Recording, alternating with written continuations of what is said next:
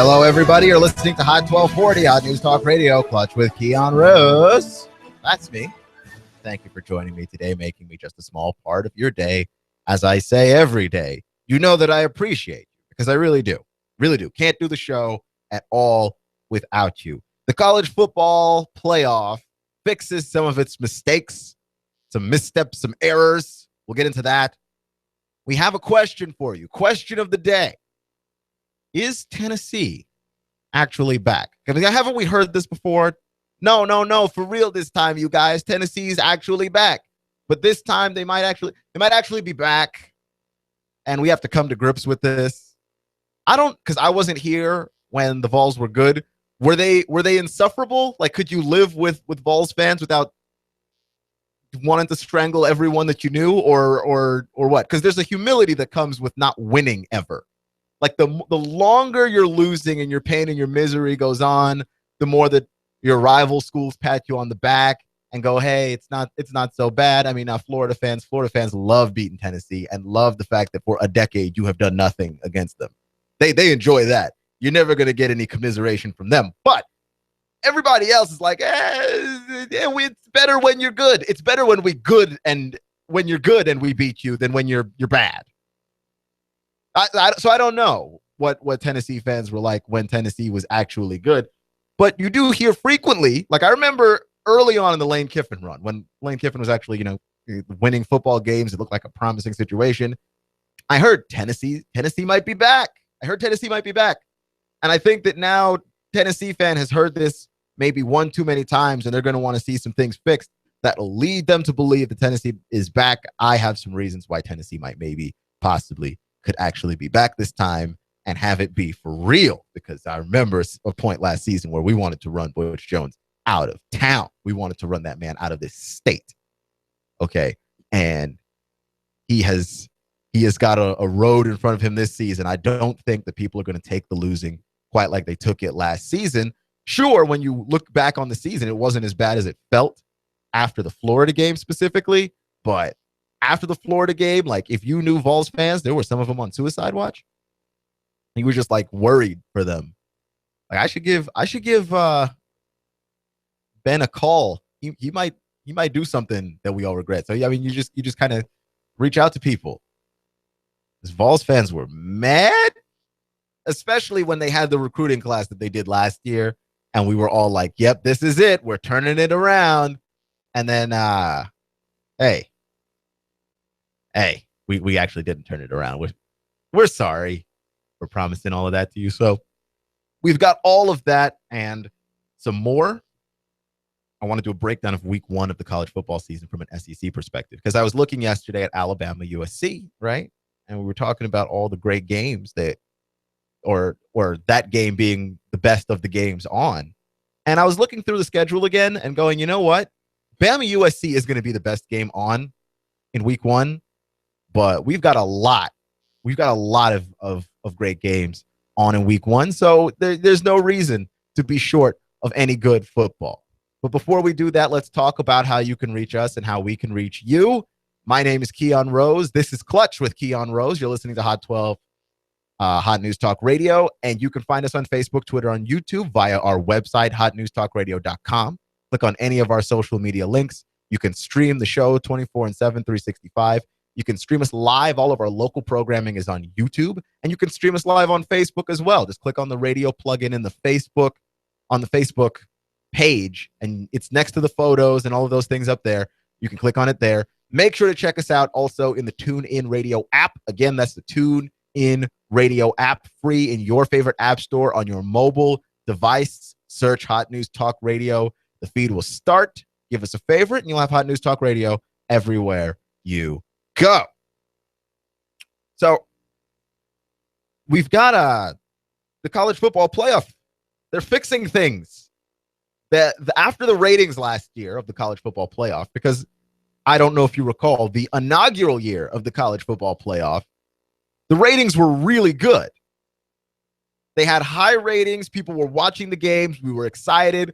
We finally had a college football playoff after years and years and years of Mark Emmert and the NC2A telling us, no, it's not going to happen. It's not going to happen.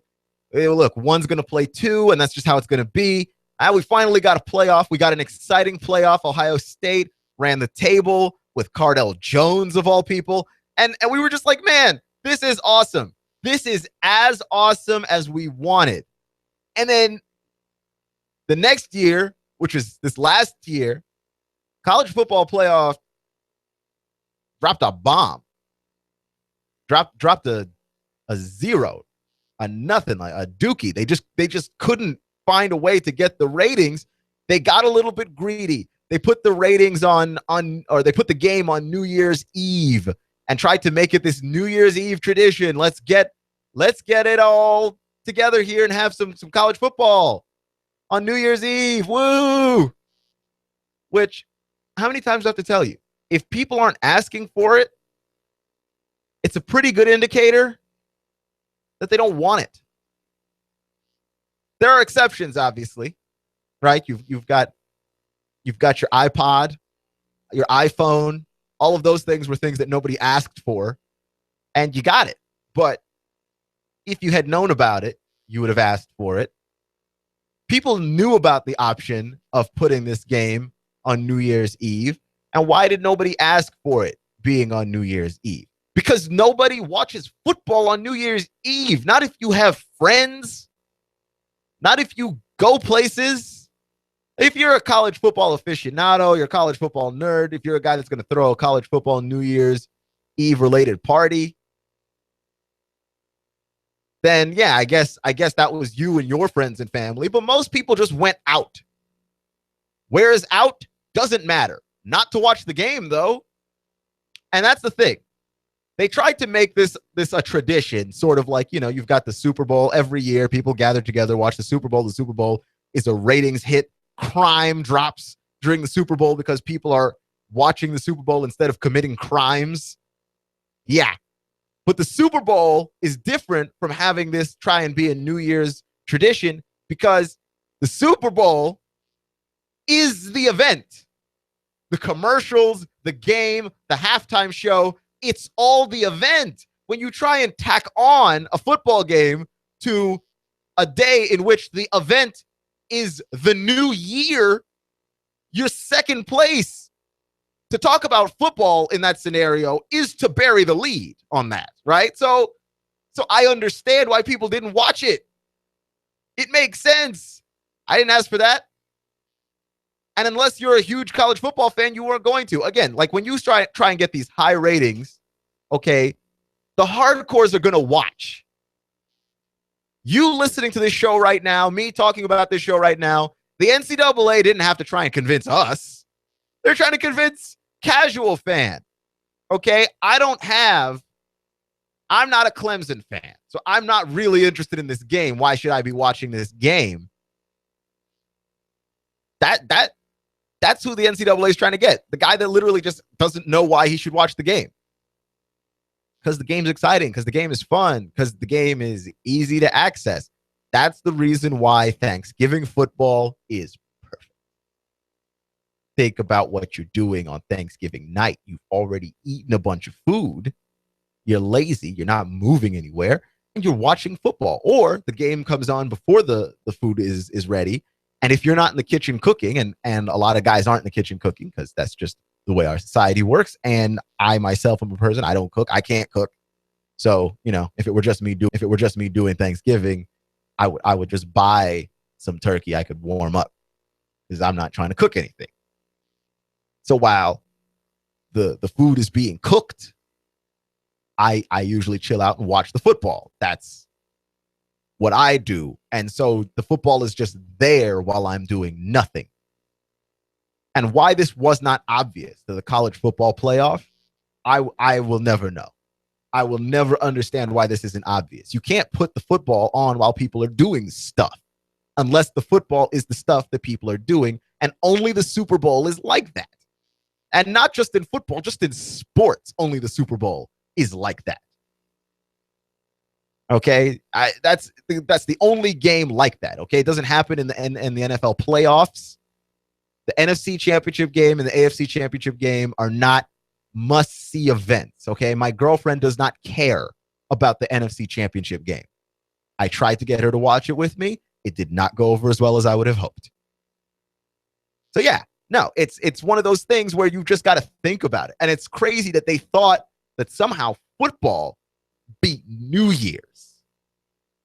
New Year's tradition has like counting down New Year's has been a tradition forever. Okay. And New Year's on television has been a tradition forever. Why on earth would you think that football would beat that?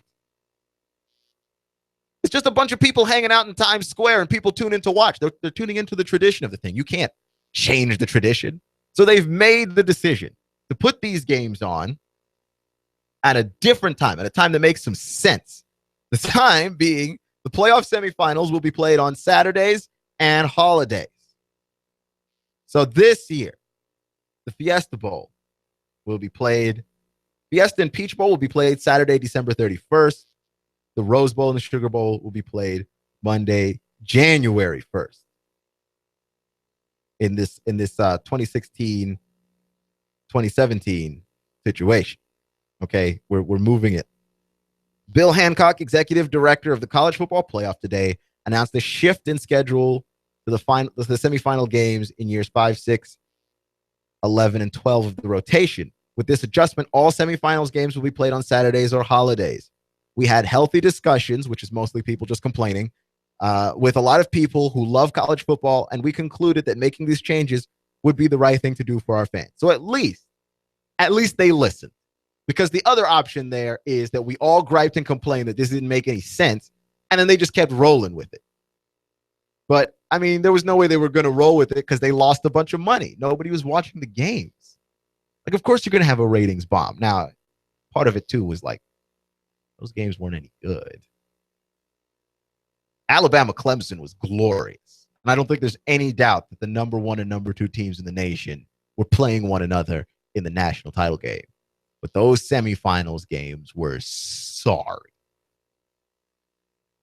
When you combine the bad games, the bad football with the bad timing, because people get together and watch bad Super Bowls. Like, bad Super Bowls happen. And the ratings never go down. Why don't the ratings ever go down? Because the football is generally good, and then you put it at a time where it's a Sunday, people are expecting to watch the Super Bowl anyway. You can't put it on New Year's, because if the football's not good, who's going to watch? And again, this is something that should have just been obvious from the beginning. I can't understand why they thought that was a great idea. I'm not going to watch football on New Year's Eve. I mean, I will watch football on New Year's Eve. But I'm explaining the mindset of others. I'm a nerd. I will watch football on New Year's Eve. Other people will not watch football on New Year's Eve. That's a horrible idea. You're listening to Hot 1240, Hot News Talk Radio, Clutch with Keon Rose.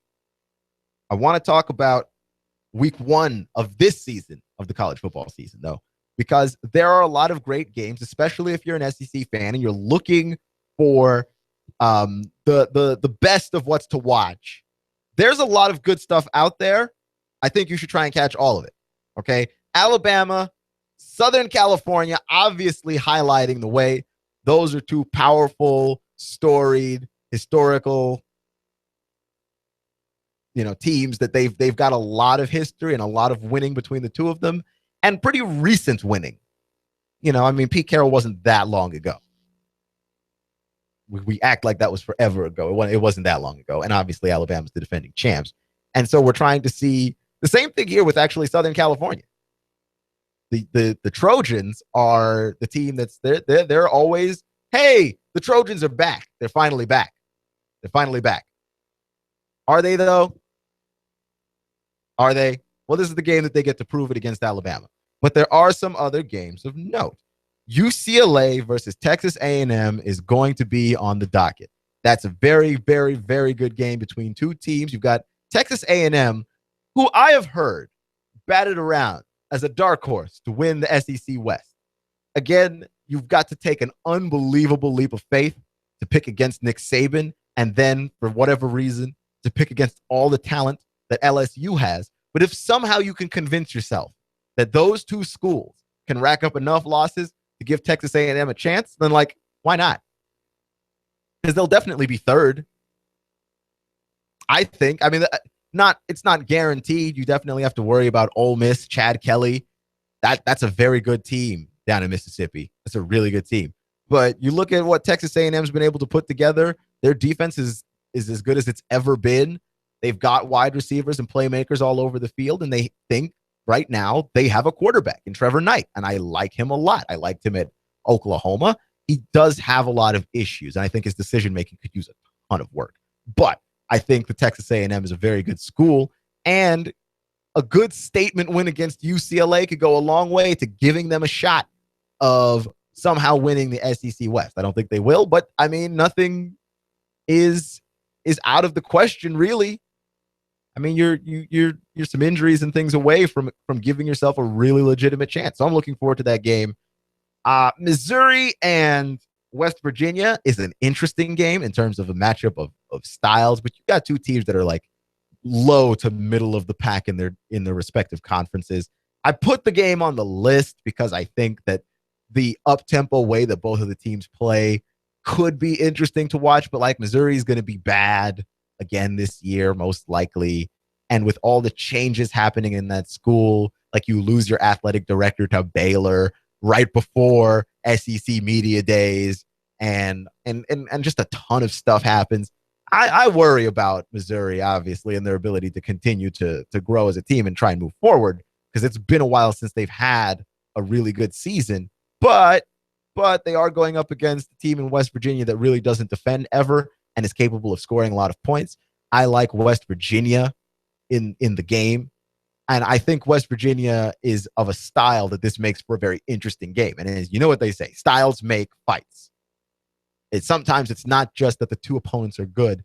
They match up in such a way that lots of points will probably be scored. Not a ton of defense will be played. And that can't be anything but exciting. I really want to see LSU versus Wisconsin. I don't know if you remember what happened last year with Wisconsin when they opened up the season against Alabama, but Wisconsin got smacked around. And I just think it would be funny if 2 years in a row, an SEC team smacked around a Big Ten team. Because here, like, it's a Big Ten team that's known for being big. Wisconsin, of all the teams, is a school that they play with power and they play with size, and they have been at times described as Northern Alabama. Like the way that they play their game and the way that they are built like Alabama of the North. And then Alabama was like, yeah, but we're the real Alabama. Beat them up last year. Just shoved them around. It wasn't a close game. It wasn't a very good game either. And it was one of those games where you're like, yeah, we shouldn't have doubted Alabama the way that we did. We probably jumped the gun on that one. We definitely jumped the gun on that one. Couldn't help it, right? Jumped the gun on our Alabama judgment last year. Early in the season, I think I was wrong. Everybody was wrong. And now Wisconsin taking on LSU this season is an opportunity for LSU to continue to drive home the point that the real SEC, like you can be SEC of the North, but like you're not in the SEC. And I don't know if I can expect Wisconsin to be smacked around again, but I know one thing. They're going to have a very, very difficult time trying to find a way to tackle and bring down Leonard Fournette. It's not going to be easy. Another interesting game, Georgia and North Carolina. I'm interested in seeing where the Bulldogs are going to go at quarterback. Probably not with Eason, right? You would have to think. You would have to think Grayson Lambert, right? Like, I don't think you can go with Jacob Eason just yet. True freshman. You don't know if you're going to have Chubb or Michelle. I don't think you go true freshman just yet, though it would be really cool if somehow Jacob Eason could seize the job and be ready for the season opener. But going up against North Carolina has become a pretty solid team. And I know Charles Barkley has decided that the ACC is a crappy conference, but North Carolina has become a pretty formidable football team in recent years. I look forward to seeing what they're going to do, and I want to see what this Georgia team looks like. And I guess we can talk about it a little bit later in the show, because I'm very interested in what Kirby Smart's going to be doing on the defensive side of the ball for Georgia. Like, how long for Georgia until Georgia looks like Kirby Smart's defensive vision? Because that's what they brought the guy in for. He's a defensive mastermind. And of course, you have a little brother complex with Alabama. I know you want to be them a little bit. Don't get mad at me, Georgia fan. I only speak the truth. Then Clemson takes on Auburn, which is going to be an interesting game. I really want to see where that goes. I'm not super excited about Auburn, but, you know, Clemson playing in a season opener against a solid school can't be anything but exciting. And, of course, Ole Miss versus Florida State. Chad Kelly and the Noles, who are expected to win the ACC if they can somehow get around Clemson. You're listening to Hot 1240, Hot News Talk Radio, Clutch with Keon Rose. I'm blowing everything up. We're starting over. I'm doing a new show. I want guys who push it to the middle of the table and go over the top. Take a risk, fail miserably. I'm right, and I'm not wrong, and I'll never back down. Conflict works. Allow it. It's The Herd with Colin Cowherd. Right here and everywhere. Noon Eastern. You give us 12 minutes and 40 seconds. We'll give you Chattanooga and the world. Fox News Talk 1240. You and I know that real men are prepared for anything. You know what I'm talking about because you're a Take Charge guy. Everyone's talking about Grimm's Tactical, featuring first responder gear, survival gear and equipment, Voodoo Tactical, Leapers. For personal protection, Grimm's Tactical features non-lethal personal protection gear, AR/AK parts, knives, canning and dehydrating equipment. If you hike and camp, Grimm's Tactical has got what you're looking for, bags and packs. And for your side piece, concealed carry holsters for men and women. Plus, Grimm's Tactical carries a wide variety of freeze-dried food. Wise Mountain House, Backpacker's Pantry, Grimm's Tactical, where law enforcement shops, Safari Lane, Blackhawk, 511. First responder gear at Grimm's Tactical. Grimm's Tactical, 8115 East Brainerd Road, in the shopping center next to the Walmart Marketplace. Look for the Mighty Mini U-Haul office. Grimm's Tactical is right next door. Grimm's Tactical, 8115 East Brainerd Road. Finding just the right place to live can be a daunting task. Stop your search. In Chattanooga, the place to live is Cross Creek Villas for under $1,000 and available for immediate move-in. You can enjoy this 2-bedroom split layout, over 1,000 square feet, 9-foot ceilings, an extra large patio or balcony. And don't forget to ask about their preferred employer program. Cross Creek Villas is a gated community, offering a 24-hour fitness facility, a beautiful pool and hot tub, and Cross Creek Villas is pet-friendly. Stroll the pet park with your best friend and enjoy the free use of their business center and clubhouse. Plus, if you mention you heard this on the radio, your application fee is free. Cross Creek Villas, close to downtown off of Highway 58. Go to crosscreekchattanooga.com. That's crosscreekchattanooga.com or call 894-0446. That's 894-0446. Redefine the way you live at Cross Creek Villas. Go to crosscreekchattanooga.com or call 894-0446. Cross Creek Villas. Any lingering showers will gradually diminish through the nighttime. Some clouds overnight, lows into the lower 70s. Now for Friday and Saturday, still a little unsettled with some clouds with scattered mainly afternoon showers and storms popping up each day and highs closer to 90. This forecast is brought to you by Super 8 Hotels. When you're on the road and it's time to stop for the night, count on Super 8 Hotels, where you'll always find a dependable room at a great rate. Learn more and book today at super8.com. And I'm Storm Team 12 Chief Meteorologist Patrick Orr. On AM 1240, Hot News Talk Radio. You give us 12 minutes and 40 seconds. We'll give you Chattanooga and the world. Fox News Talk 1240. Hot 1240, Hot News Talk Radio with your Hot News Now update. A suspected bank robber and possibly a suspected bomber is on the loose somewhere in Chattanooga after a bank robbery at the Southeast Federal Credit Union on National Avenue at 2:30 p.m. yesterday. This closed all roads in between Bailey and McCauley Avenues, which are now back open. Police say the suspect walked in, demanded cash, ran away with it, and left behind a suspicious package. Nobody was hurt, and a bomb squad assisted by the FBI detonated the package. Nobody's been injured, but the suspect is still somewhere in Chattanooga. Warrants have been taken out for a 16-year-old girl after police say she stabbed her 19-year-old friend twice during a fight outside of a house on Woodside Street. Warrants have been issued for the juvenile for attempted second-degree murder and aggravated assault. The Chattanooga Police Department was notified by a local hospital that a female had arrived with stab wounds to the neck. If it's going on in the Tennessee Valley, it's going on Hot 1240 Hot News Talk Radio. Check us out on the TuneIn Radio app for your smartphone. Like us on Facebook. Hot News Talk 1240.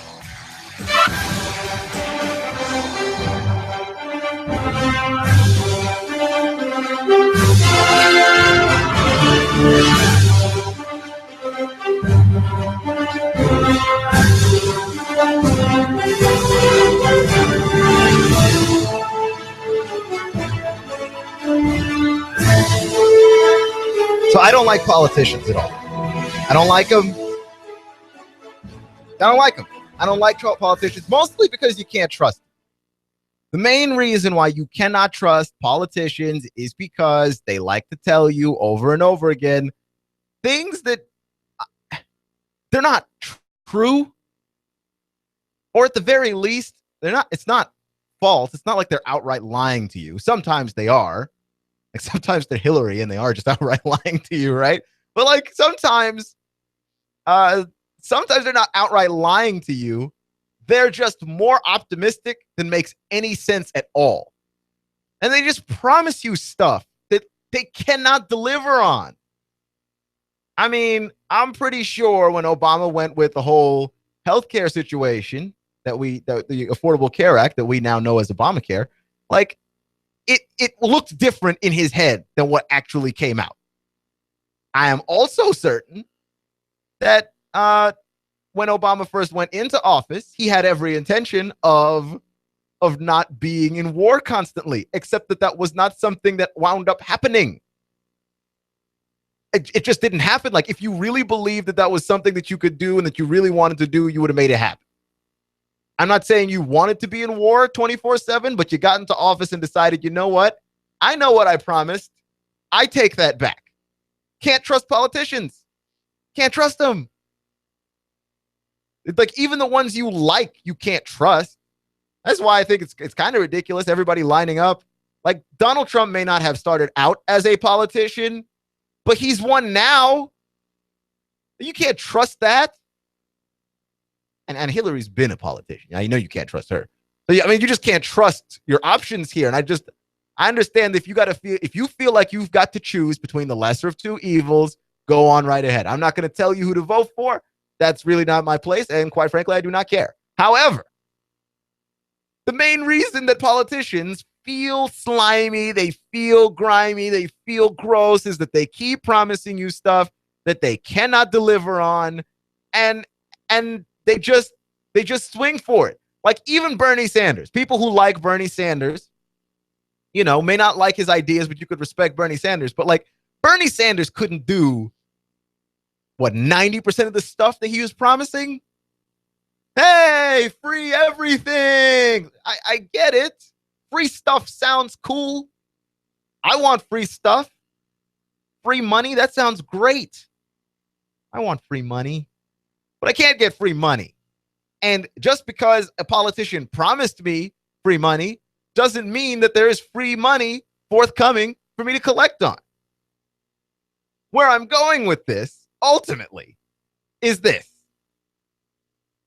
We keep promising that Tennessee is back. And it's starting to feel like one of those politician schemes. It's starting to feel like one of those rackets where we just keep saying, hey, Big Orange is back. Big Orange is back. You're not back yet. This is the problem with the first part of the statement, is that you're not back yet. You don't stink anymore, but you're not back yet.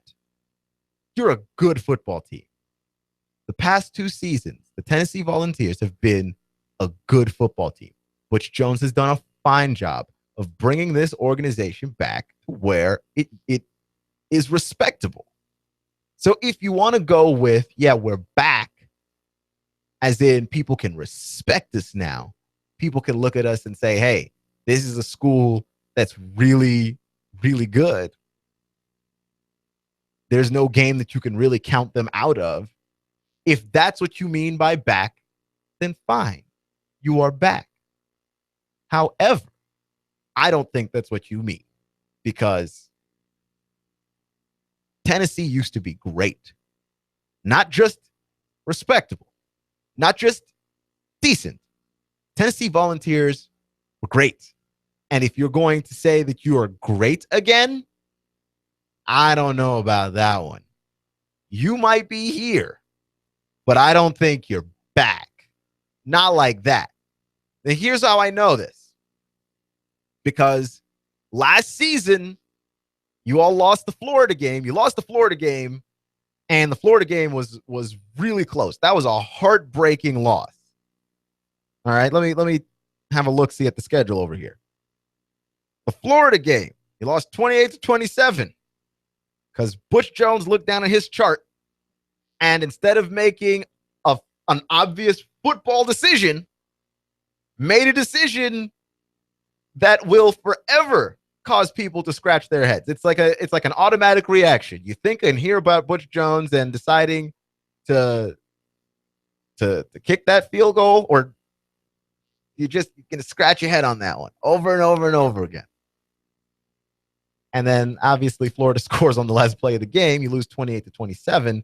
And I will never understand for the life of me what Butch Jones was thinking. And I'm sure many of you have that same feeling. Okay. But after that game, it sounded like some of y'all wanted to run him out of town. And I got to tell you, when your team is back, that's not the kind of reaction that you have. Straight up. When your team is back, that's not the reaction you have.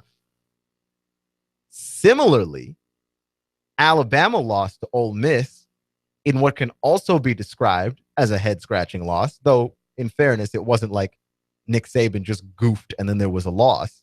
But when you get to the end of that game, Alabama loses. We do start shoveling dirt on the grave of Alabama a little bit too early. But nobody was under the impression that Alabama was done. I heard people talking about the Derek Dooley days after Tennessee lost to Florida. And I understand that earlier in the season, you lost to Oklahoma in overtime also in a really close game, in a game that I think you probably should have won, right? Tennessee did have a talent last season for snatching defeat from the jaws of victory. You just finding ways to lose games. And I get a lot of that is Butch Jones. But then that means your school's not back. Respectable? Yeah. I mean, you hung in there with Oklahoma, and Oklahoma was a top 4 team basically all season long. Yeah. You hung in there with Oklahoma. That's respectable. But to be back, to be really, really back, you got to start winning some of these games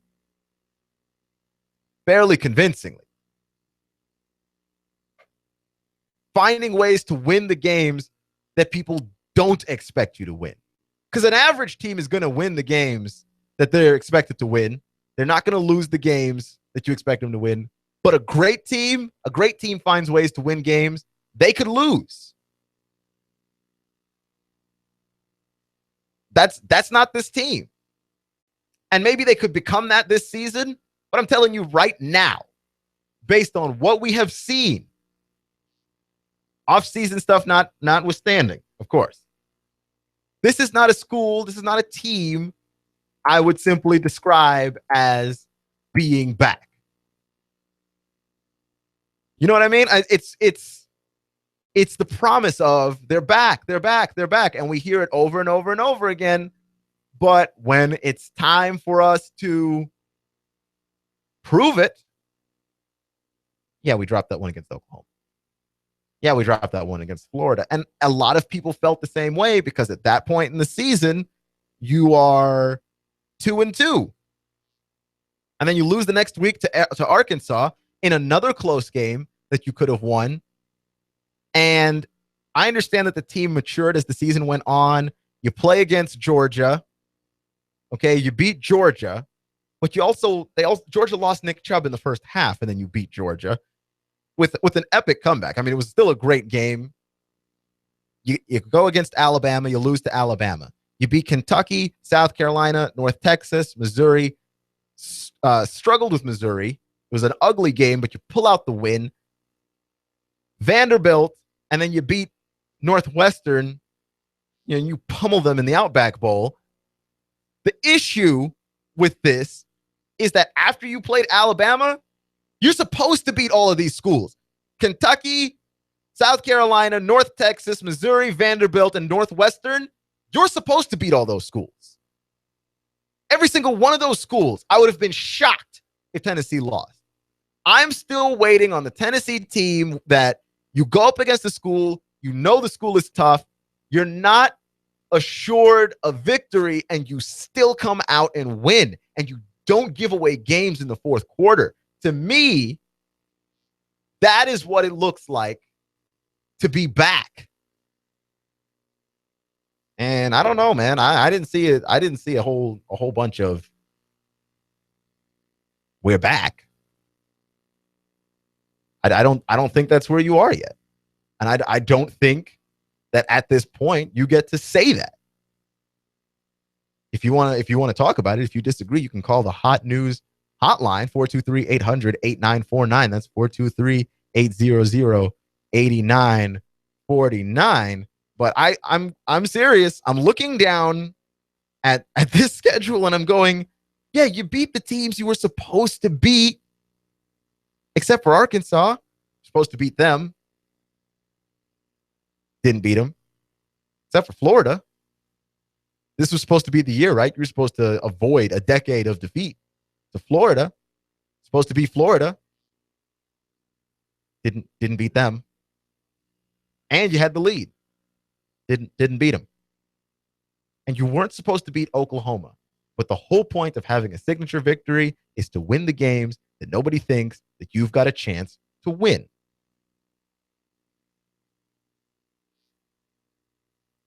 Otherwise, what is the point? I mean, I could be wrong, but I'm not going to lie to you. I highly doubt it. You're listening to Hot 1240, Hot News Talk Radio, Clutch with Keon Rose. Now, Charles Barkley is a man who has had many controversial statements in his life. Every time he opens his mouth, you're capable of disagreeing with the man. And usually his opinions are basketball opinions. Sure, disagreeable, curmudgeonly basketball opinions, but basketball opinions all the same. And you can usually rely on Charles Barkley for a great basketball soundbite. He gives you something to talk about. I'm from San Antonio, and he lit the entire city of San Antonio on fire with comments like these. I told you, man. That's where they came up with that store, Victoria's Secret. What they wear, Chuck? They wear them big old bloomers down there, Chuck. They can't get in them cute little panties. They wear bloomers. Come on, man. You know what? Come on, big old women down there. I'm Sully. I don't think that there's any possible way I'm going to get to this on the clock presented by Tiso. We want you to look in the camera and apologize right now. Listen, you big old women need to stop eating so much. He's up on them churros. On the clock presented by Tiso. Hey, San Antonio's a great city. They're the best organization in sports. I love Greg Popovich and everything. The fans are great down there. Right. They're just big. They're just big. What would be one solution to help them get? We got 2 minutes, right? It wasn't going to be on this. I got 2 words for him. I'm full. Put it down. I got 2 more words. Diet Coke. Oh, man. You joining in, man. You can't join in. I'm not joining in. With the high school down there, man. You can't join in. I'm not joining in. You can't join in on the side. Chuck, however, though, the mayor, she's hot. Oh, jeez. No, the mayor's hot. Well, you know, the old mayor, he's in the cabinet now. I would love him to be the vice presidential candidate. You talking about Henry Cisneros? No, Julian Castro. Okay. Julian Castro, yeah. Yeah, I love that dude. Look, can I ask you another question? Yes. No, Kenny, please. You don't want to ask. No, we got 57 seconds, Ernie. I know, but I thought we were talking about San Antonio. I thought we were going to talk basketball. No, it's a basketball Wait, what question. are we going to talk about, Ernie? It's a basketball question. Sure. Hold on. All right. Hold on. It's time for EJ's Vetoes. So that happened. Charles Barkley, not afraid to say to the entire city of San Antonio and its women, y'all got some big old women down there. I'm not sure what he thought the reaction was going to be, but it was exactly what you thought it was. The entire city of San Antonio just uproared, just on fire afterwards. How could he say those things? Charles Barkley needs to stop saying those things about us. It's like Danny Cannell in the SEC. You hear him say some stuff about the SEC. You just can't help yourselves. Everybody's just up in arms. right? Colin Cowherd says some things about Alabama and just, God, it's the worst thing that could ever have been done. How dare he say that about my team that just won a title? Come off it, guys. Really? We're going to listen to Colin Cowherd? He doesn't care what you think, but you shouldn't care what he thinks either. Really? He's going to twist the numbers to say things about Alabama that don't make any sense. Like, he was wrong about Alabama the entire way to the national championship game, proven by the national championship game. He said that they're big and they're slow and they play like a big and slow school. Look, man, they're not. They're not. And the way that they played in the national title game ought to be the biggest descriptor of, like, okay, yeah, Alabama's just really good. Period. I mean, there's no two ways about it. But everybody heard that, got all up in arms. You just hear guys and start exploding. So Charles Barkley said some things about Florida State.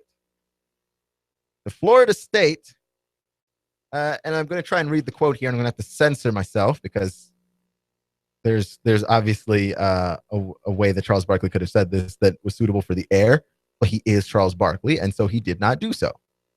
Charles Barkley said of Florida State that, hello, computer.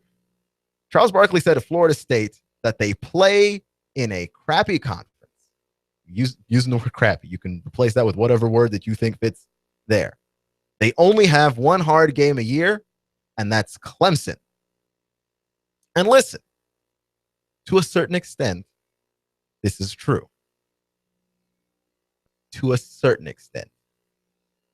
The ACC is a pretty solid conference, and I don't think that the ACC is any more top-heavy to bottom-heavy than anybody else, because nobody says this stuff about Baylor, even though we all know Baylor's schedule is puff.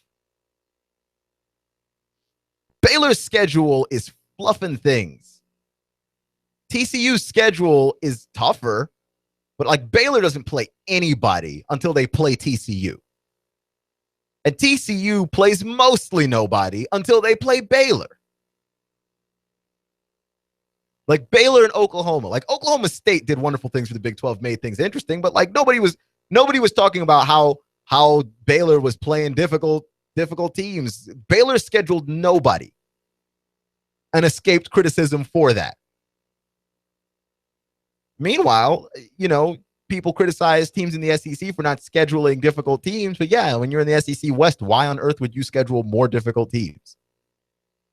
Why would you make your schedule harder? Like you're Arkansas, you play everybody in the SEC West. Why would you add more difficult teams to the mix? Doesn't make any sense. The ACC is not any more top heavy or bottom heavy than other conferences. In the ACC, you've got the Tar Heels. They look good. Tar Heels look good. Florida State, I mean, they're always contenders. Clemson, I mean, what else do you say about Clemson? Dabo Swinney's a fantastic coach. The versatile Deshaun Watson's going to probably win the Heisman if he does everything that you think he can do, and I think he will. He's probably going to win the Heisman. Is Virginia Tech the greatest team ever? No, but are they nobody? Come on, man. Of course not. Is Georgia Tech nobody? No. Even Duke is playing at a higher level in football than they were in previous years. Don't you expect Miami to be better and look better and play better under Mark Richt? It might be hard for them to come out their first year and do it, but it's possible. Didn't Jim Harbaugh show up and just fix Michigan? I expect Mark Richt to do a lot for Miami. So no, I don't think that Florida State shows up and then they don't play anybody until they play Clemson. They've got a decent amount of schools on that schedule that they have to worry about. At least 3 or 4. And by the way, That's everybody. Like everybody in every conference has 3 or 4 schools they need to worry about. Even Alabama's got 3 or 4 schools they need to worry about. Everybody does. And that's the criticism of Alabama is that, oh, they've got a tough schedule. They don't. They open the season against USC, one of my favorite games of week 1. Then they play Ole Miss, who seems to always have their goat for whatever reason. Then later, they play a stretch of Arkansas, Tennessee, Texas A&M. Bye week, LSU, Mississippi State. They've got 5 tough games up until they play the Mocs. Up until they play the Mocs. And if you believe Nick Saban about how any week an FCS school can just take you out, that's not given. So I don't want to do the thing where you look at a person's schedule, you look at a team's schedule, and you go, oh, there's only one top 5 team in the nation on your schedule. Yeah, you don't play anybody. All of these middle of the pack teams, those are the teams that usually trip people up. These are the teams that usually make you slip and fall if a national title is where you're trying to go. You're Florida State. Yeah, Clemson's going to be the obvious toughest game on your schedule. But if you're Florida State, nothing on that schedule is particularly handed to you.